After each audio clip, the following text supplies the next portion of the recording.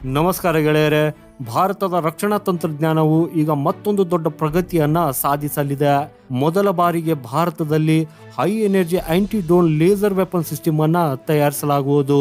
ಇದರ ತಯಾರಿಕೆಯ ಜವಾಬ್ದಾರಿಯನ್ನ ಪಾರಸ್ ಡಿಫೆನ್ಸ್ ಅಂಡ್ ಸ್ಪೇಸ್ ಟೆಕ್ನಾಲಜಿಗೆ ನೀಡಲಾಗಿದೆ. ಆಕ್ಚುಲಿ DRDOದ ಒಂದು ವಿಭಾಗ CHESS ಅಂದ್ರೆ centre for high defence systems and sciences ಈಗ ಪ್ಯಾರಾ ಡಿಫೆನ್ಸ್ ಸಂಸ್ಥೆಗೆ 142.31 ಕೋಟಿ ರೂಪಾಯಿಗಳ ಒಪ್ಪಂದವನ್ನು ನೀಡಿದ್ದು, ಅದರಡಿಯಲ್ಲಿ ಈಗ ಈ ಹೈ ಎನರ್ಜಿ ಲೇಸರ್ ಸಿಸ್ಟಮ್ ಅನ್ನ ತಯಾರಿಸಲಾಗುವುದು. ಗೆಳೆಯರೆ, ಡ್ರೋನ್ ಮತ್ತು ಕ್ಷಿಪಣಿ ದಾಳಿಯಿಂದ ಭಾರತವನ್ನು ರಕ್ಷಿಸುವುದಕ್ಕಾಗಿ ಈ ತಂತ್ರಜ್ಞಾನವು ಬಹಳ ಮುಖ್ಯವಾಗಿರಲಿದೆ. ಹಾಗಾದ್ರೆ ಗೆಳೆಯರೆ, ಈ ಆಯುಧ ಯಾವುದು, ಅದು ಹೇಗೆ ಕೆಲಸ ಮಾಡ್ತದೆ ಹಾಗೂ ಭಾರತಕ್ಕೆ ಇದರ ಪ್ರಾಮುಖ್ಯತೆ ಏನು ಅನ್ನೋದ್ರ ಬಗ್ಗೆ ತಿಳಿದುಕೊಳ್ಳೋಣ. ಸೊ ಇಂಟ್ರೆಸ್ಟಿಂಗ್ ವಿಡಿಯೋವನ್ನು ಕೊನೆವರೆಗೂ ನೋಡಿ ಮತ್ತು ಭಾರತದ ಈ ಪ್ರಗತಿಗಾಗಿ ವಿಡಿಯೋವನ್ನು ಲೈಕ್ ಮಾಡುತ್ತಾ ಕಮೆಂಟಲ್ಲಿ ಜೈ ಹಿಂದ್ ಅಂತ ಬರೆಯೋದನ್ನು ಮರೆಯದಿರಿ. ಸೊ ಬನ್ನಿ ಗೆಳೆಯರೆ, ಮೊದಲಿಗೆ ಲೇಸರ್ ವೆಪನ್ ಸಿಸ್ಟಮ್ ಏನು ಅನ್ನೋದ್ರ ಬಗ್ಗೆ ತಿಳಿದುಕೊಳ್ಳೋಣ. ಆಕ್ಚುಲಿ ಇದು high energy laser defence system ಆಗಿರಲಿದ್ದು, ಇದು ಆಂಟಿ ಡ್ರೋನ್, ಆಂಟಿ UAV ಮತ್ತು ಆಂಟಿ ಮಿಸೈಲ್ ರಕ್ಷಣೆಯನ್ನ ಒದಗಿಸುತ್ತದೆ.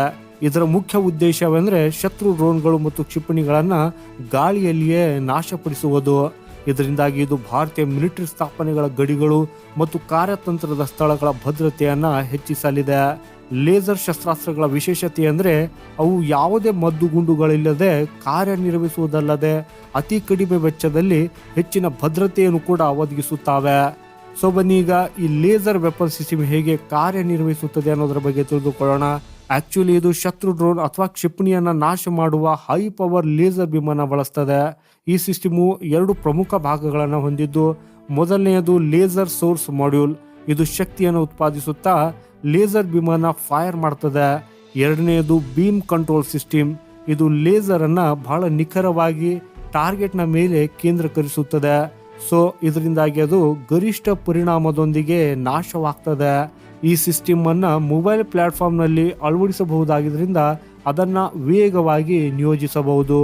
ಈ ಪಾಕಿಸ್ತಾನ ಮತ್ತು ಚೀನಾದಂಥ ಶಕ್ತಿಗಳು ಡ್ರೋನ್ಗಳ ಮೂಲಕ ಒಳನುಸುಳಲು ಮತ್ತು ದಾಳಿ ಮಾಡುವುದಕ್ಕಾಗಿ ಪ್ರಯತ್ನಿಸುತ್ತಲೇ ಇರ್ತವೆ. ಇತ್ತೀಚೆಗೆ ಪಂಜಾಬ್ ಮತ್ತು ಜಮ್ಮು ಕಾಶ್ಮೀರದಲ್ಲಿ ಪಾಕಿಸ್ತಾನ ಡ್ರೋನ್ಗಳ ಮೂಲಕ ಕೆಲವು ಶಸ್ತ್ರಾಸ್ತ್ರಗಳ ಪೂರೈಕೆ ಹೆಚ್ಚಾಗಿದೆ. ಹಾಗಾಗಿ ಈ ಲೇಸರ್ ಆಯುಧದಿಂದ ಭಾರತ ಯಾವುದೇ ಕ್ಷಿಪಣಿಗಳನ್ನು ಖರ್ಚು ಮಾಡದೆಯೇ ಈ ಬೆದರಿಕೆಗಳನ್ನು ತಕ್ಷಣವೇ ನಾಶಪಡಿಸಬಹುದು. ಈ ಸಿಸ್ಟಮು ಸಂಪೂರ್ಣವಾಗಿ ಸ್ವದೇಶಿಯಾಗಿರಲಿದ್ದು ಭಾರತವನ್ನು ಇದು ಸ್ವಾವಲಂಬಿಯನ್ನಾಗಿ ಮಾಡ್ತದೆ. TAM ಅಂದರೆ ಟೋಟಲ್ ಅಡ್ರೆಸೇಬಲ್ ಮಾರ್ಕೆಟು 25,000 ಕೋಟಿ ರೂಪಾಯಿಗಳಷ್ಟಾಗಿದೆ.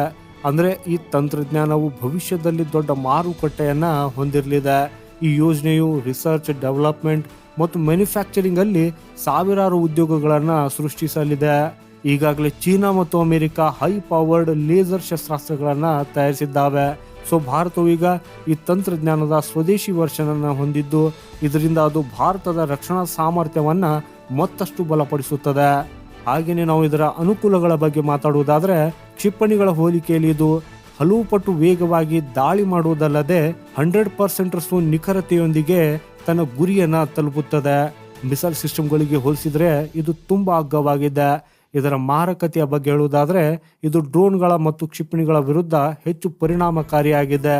ಈಗ ನಾವು ಇದರ ಅನಾನುಕೂಲಗಳ ಬಗ್ಗೆ ಮಾತಾಡುವುದಾದರೆ, ಅಂದರೆ ಇದರ ಸಂಭಾವ್ಯ ಸವಾಲುಗಳ ಬಗ್ಗೆ ಹೇಳುವುದಾದರೆ, ಇದು ಕೆಟ್ಟ ಹವಾಮಾನದಲ್ಲಿ ಇದರ ಪರಿಣಾಮಕಾರಿತ್ವವನ್ನು ಇದು ಕಡಿಮೆ ಮಾಡಬಹುದು. ಇದನ್ನು ಆಪರೇಟ್ ಮಾಡುವುದಕ್ಕಾಗಿ ಹೆಚ್ಚಿನ ಶಕ್ತಿಯ ಅಗತ್ಯವಿರ್ತದೆ. ಸಂಪೂರ್ಣವಾಗಿ ಆಪ್ಟಿಮೈಸ್ ಮಾಡುವುದಕ್ಕಾಗಿ ಇದು ಸಮಯ ತೆಗೆದುಕೊಳ್ಳಬಹುದು. ಸೊ ಈಗ ಪ್ರಶ್ನೆ ಏನಂದ್ರೆ, ಭಾರತವು ಯುದ್ಧದಲ್ಲಿ ಈ ಲೇಸರ್ ಶಸ್ತ್ರಾಸ್ತ್ರಗಳನ್ನು ಬಳಸಲಿದೆನಾ? ಆಕ್ಚುಲಿ ಈಗಾಗಲೇ ಅಮೆರಿಕ ಮತ್ತು ಚೀನಾ ಈ ಲೇಸರ್ ಶಸ್ತ್ರಾಸ್ತ್ರಗಳನ್ನು ಅಭಿವೃದ್ಧಿಪಡಿಸಿವೆ. ಭಾರತವು ಕೂಡ ಈಗ ಈ ತಂತ್ರಜ್ಞಾನವನ್ನು ಅಳವಡಿಸಿಕೊಳ್ಳುವ ಇನ್ನೊಂದು ದೇಶವಾಗಲಿದೆ. ಹಾಗೂ ಮುಂಬರುವ ದಿನಗಳಲ್ಲಿ ಈ ಸಿಸ್ಟಮು ಭಾರತೀಯ ಸೇನೆ, ವಾಯುಪಡೆ ಮತ್ತು ನೌಕಾಪಡೆಗೆ ಬಹಳ ಮುಖ್ಯವಾದ ಪಾತ್ರವನ್ನು ವಹಿಸಲಿದೆ. ಸದ್ಯಕ್ಕೆ ಭಾರತದ ರಕ್ಷಣಾ ತಂತ್ರಜ್ಞಾನದಲ್ಲಿ ಇದು ಒಂದು ದೊಡ್ಡ ಹೆಜ್ಜೆಯಾಗಿದ್ದು, ಈ ಲೇಸರ್ ಶಸ್ತ್ರಾಸ್ತ್ರಗಳು ಭಾರತವನ್ನು ಭವಿಷ್ಯದ ಯುದ್ಧಗಳಿಗೆ ಸಿದ್ಧಪಡಿಸುವುದಲ್ಲದೆ ಭಾರತದ ಗಡಿಗಳನ್ನು ಕೂಡ ಹೆಚ್ಚು ಸುರಕ್ಷಿತಗೊಳಿಸುತ್ತವೆ.